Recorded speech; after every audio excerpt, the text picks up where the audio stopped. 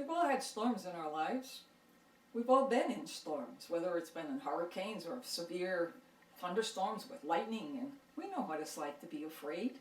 We know what it's like to be scared. And there's a case like this in the gospel stories.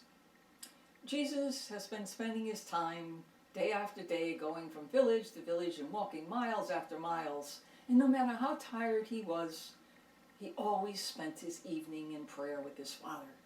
He would go up to the hill or up to the mountainside just to be alone, to recollect his thoughts for the day and to be in the presence of his Father.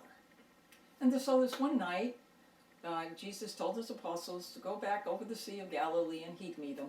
He'd meet them over there sometime later. And so the apostles get in their boat and Jesus goes up to the mountain and the apostles row away. And in the middle of the night, there's a storm comes out of nowhere and it's frightening. The waves are coming into the boat and the wind is rocking the boat back and forth. And the apostles were petrified. They thought that they were going to die and drown in this storm. But Peter looks out in the middle of his anxiety and he sees a figure coming across the water. At first he thought it was a ghost, but then he looked and he saw, no, it's Jesus. And so he jumps out of the boat and he starts to walk on the water, not realizing what he's doing, that he's walking on water. And as long as he had his eyes firmly cast on the Lord, he was safe. He didn't drown. But as soon as he lost his focus and he looked to the right or the left, then he started to drown. And that's when Jesus put out his hand, picked him up, put him in the boat, raised his hands, and calmed the storm. And before they know it, they were on the other side on the Sea of Galilee. Now, we all have storms in our life. They may be physical, they may be mental, they may be psychological, they may be financial. There may be 1,000 ways in which we can get storms and disturbances in our life. And we're in a rocky boat. And that boat is probably sometimes going to sink, but it won't sink if we have our eyes on the Lord. And like Peter, we can walk on water too, provided we keep our attention on the Lord.